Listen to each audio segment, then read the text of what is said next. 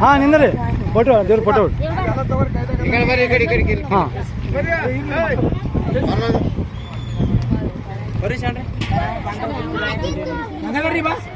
ದೇವ್ರು ಚಲೆ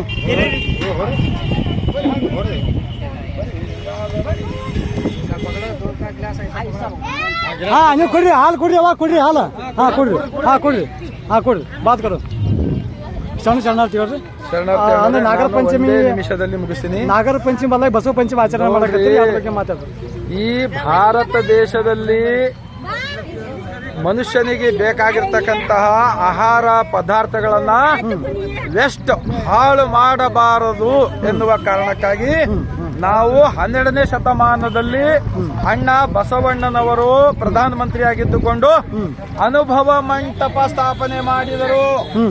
ಈ ಅನುಭವ ಮಂಟಪ ಸ್ಥಾಪನೆ ಯಾಕೆ ಮಾಡಿದ್ದಾರೆಂದರೆ ಈ ದೇಶದಲ್ಲಿ ಅನೇಕ ತರಹದ ಮೂಢ ರೂಢಿಯನ್ನ ತೆಗೆದು ಹಾಕಿ ಜೀವಗಳಲ್ಲಿ ದೇವರನ್ನ ಕಾಣ್ರಿ ಅಂತೇಳಿ ಈ ಹಬ್ಬವನ್ನ ಆಚರಿಸ್ತಕ್ಕಂಥದ್ದು ಮಾಡ್ತಾ ಇದ್ದೀವಿ. ಒಂದು ಬಸವಣ್ಣನವರ ವಚನ ಕೂಡ ಇದೆ. ಇವತ್ತಿನ ಈ ಹಾವಿಗೆ ಹಾಲಂತೂ ಕುಡಿಯುವುದಿಲ್ಲ ಹಾವು. ಆ ಹುತ್ತಿನ ಮೇಲೆ ಹಾಕಿದ್ರೆ ಹಾವನ್ನು ಸತ್ತು ಹೋಗ್ತದ, ಆ ಹಾಲನ್ನು ವೇಸ್ಟ್ ಆಗ್ತಾವ, ಅವೆಲ್ಲ ಬಹಳಷ್ಟು ಹಾನಿ ಆಗ್ತದ. ಅದ್ರ ಸಲುವಾಗಿ ಇಂಥದೆಲ್ಲ ನೋಡಿ ಬಸವಣ್ಣನವರು ಒಂದು ವಚನ ಬರೆದಿದ್ದಾರೆ. ಕಲ್ಲನಾಗರ ಕಂಡರೆ ಹಾಲ ಎರಿ ಎಂಬುವರಯ್ಯ, ದಿಟದ ನಾಗರ ಕಂಡರೆ ಕೊಲ್ಲು ಎಂಬುವರು, ಉಂಬುವ ಜಂಗಮ ಬಂದರೆ ನಡೆ ಎಂಬುವರು, ಉಣ್ಣಲಾರದ ಲಿಂಗಕ್ಕೆ ಓನವ ಹಿಡಿ ಎಂಬುವರು. ನಮ್ಮ ಈ ಕೂಡಲ ಸಂಗನ ಶರಣರು ಕಂಡು ಉದಾಸೀನವ ಮಾಡಿದರೆ ಕಲ್ಲ ತಾಗಿದ ಮಿಟ್ಟೆ ಅಂತ ಪರ್ಯ. ಅಂದರೆ ಜನಗಳಿಗೆ ನಾವು ಸತ್ಯದ ಮಾರ್ಗಕ್ಕೆ ಹೋಗುವ ಸಲುವಾಗಿ ಈ ಬಸವ ಪಂಚಮಿಯ ನಿಮಿತ್ತ ಇವತ್ತಿನ ದಿವಸ ಬಾಳೆಹಣ್ಣು ಹಾಲು ಕೊಟ್ಟು ನಾವು ಅನುಭವ ಮಂಟಪದ ಮೂಲಕ ಶಿವಾನಂದಪ್ಪ ಅವರು, ನಮ್ಮ ರವಿ ಕೋಳ್ಕೂರ್ ಅವರು, ಆ ಅನುಭವ ಮಂಟಪದ ಕಾರ್ಯಕರ್ತರು ಬಂದು ಇದು ಒಂದು ಚಿಕ್ಕ ಕಾರ್ಯಕ್ರಮ ನಾವು ಮಾಡಿದ್ದೀವಿ ಅಂತ ಹೇಳಿ ಎಲ್ಲರಿಗೆ ಹೇಳ್ತಾ, ಅಂದ್ರೆ ಈಗ ಇಂಥ ವಿಚಾರಗಳು ನಮ್ಮ ಭಾರತ ದೇಶದಲ್ಲಿ ಮೂಲೆಗೆ ಆಗಲಿ ಅಂತೇಳಿ ಒಂದೇ ಕಳಕಳಿಯಿಂದ ಹೇಳ್ತಾ ತಮಗೆ ಶರಣ. ಅಂದ್ರೆ ಈಗ ಇಡೀ ಜಗತ್ತೇ ಹಾಲಿಗೆ ಗುತ್ತಿಗೆ ಹಾವಿಗೆ ಹಾಲು ಇರಕತ್ತಾರಲ್ಲ, ಮೌಢ್ಯಾಚಾರ ಮಾಡಕತ್ತಾರಲ್ಲ, ಅದಕ್ಕೆ ಏನ್ ಹೇಳ್ತೀರಿ? ಅದು ಪಾಪ ಮುಗ್ಧ ಜನರಿಗೆ ಗುರ್ತಿಲ್ಲ. ಇಂಥ ಆಚರಣೆ ಮಾಡಕ್ ಹೇಳಿದಾರೆ, ಅವ್ರು ಮಾಡ್ತಾ ಇದ್ದಾರೆ. ಪಾಪ ಅವ್ರೇನು ಗೊತ್ತಿಲ್ಲ ಅವ್ರಿಗೆ. ಬಸವ ಕಲ್ಯಾಣದಲ್ಲಿ ಅನುಭವ ಮಂಟಪ ಯಾಕೆ ಸ್ಥಾಪನೆ ಮಾಡಿದ್ರೆ ಹೇಳಿ? ಇಂಥವೆಲ್ಲ ಮಾಡಬಾರ್ದಪ್ಪ, ಇದು ಎಷ್ಟವ.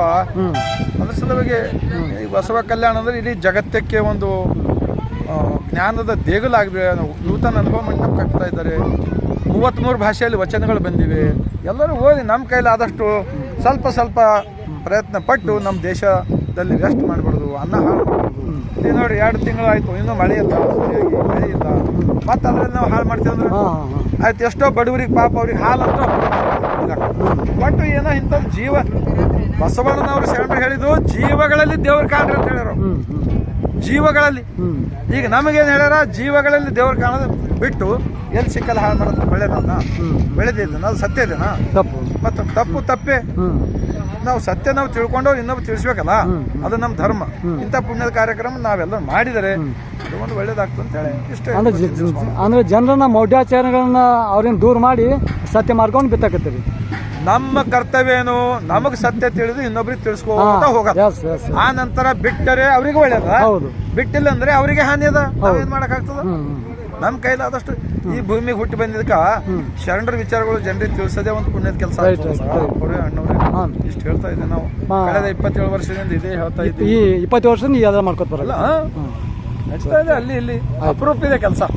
ಎಲ್ಲರೂ ಇಂಥ ಕಾರ್ಯ ಇವತ್ತಿನ ಎಲ್ಲರೂ ಮಾಡ್ಬೇಕಿದೆ. ಸಾಮಾಜಿಕ ಕಾರ್ಯಕರ್ತರು, ಶರಣರು, ಎಲ್ಲ ರಾಜಕಾರಣಿಗಳು. ಬಸವಣ್ಣವ್ರು ಕೂಡ ಪ್ರಧಾನಮಂತ್ರಿ ಇದ್ರಲ್ಲ, ಅವ್ರೇನು ರಾಜಕಾರಣಿನೇ ಇದ್ರು. ಅವ್ರೇನು ಮೂಢ ರೂಢಿಗೆ ಪ್ರೋತ್ಸಾಹ ಕೊಟ್ಟಿದ್ದಾರಾ? ಇಲ್ಲ. ಮತ್ತೆ ನಾವೆಲ್ಲರೂ ವಚನಗಳನ್ನು ಓದೋಣ, ಅರ್ಥ ಮಾಡ್ಕೊಳ್ಳೋಣ. ಈ ಬದುಕು, ಈ ಉಸಿರಿರುವವರೆಗೆ ಸತ್ಯದ ವಿಚಾರಗಳನ್ನು ಜನರಿಗೆ ತಿಳಿಸಕ್ಕೆ ಕರ್ತವ್ಯ ಮಾಡೋಣ ಅಂತ ಹೇಳಿ ನಮಗೆ ಕೇಳಿದ್ದಕ್ಕೆ, ನಾವು ಹೇಳಿದ್ದಕ್ಕೆ ನಿಮಗೆ ಕೋಟಿ ಶರಣರು. ತಮ್ಮ ಹೆಸರು? ನನ್ನ ಹೆಸರು ಚಂದ್ರಪ್ಪ ಭೀಮಣ್ಣ ಗುಂಗೆ. ನಮ್ಮೂರು ಬೇಲೂರು, ಬಸವ ಕಲ್ಯಾಣ ತಾಲೂಕ. ಈಗ ನಾನು ಬಸವ ಕಲ್ಯಾಣದಲ್ಲಿ ಇರ್ತೀನಿ. ಅನುಭವ ಮಂಟಪದ ವಿಚಾರಗಳು ಆ ಕಡೆ ಈ ಕಡೆ ವಿಚಾರ ಮಾಡ್ತೀವಿ. ಮತ್ತು 8 ವರ್ಷಗಳ ಹಿಂದೆ ನಾನು ಸರ್ಕಾರಿ ಆಸ್ಪತ್ರೆಯಲ್ಲಿ ಆಂಬ್ಯುಲೆನ್ಸ್ ವಾಹನ ಚಾಲಕನಾಗಿ ಕರ್ತವ್ಯ ಮಾಡಿ ರಿಟೈರ್ಮೆಂಟ್ ಆಗಿನಿ.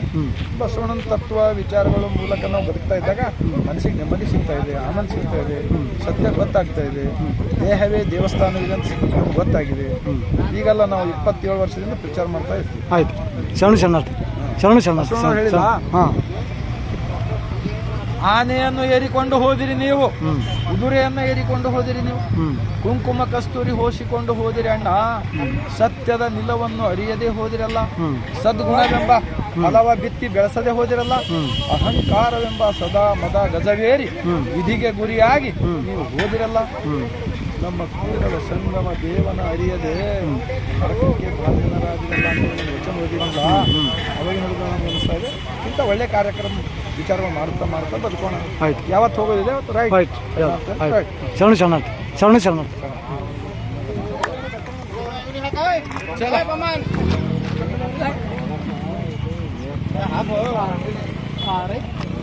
ಮಹಾರಾಜ್ರೆ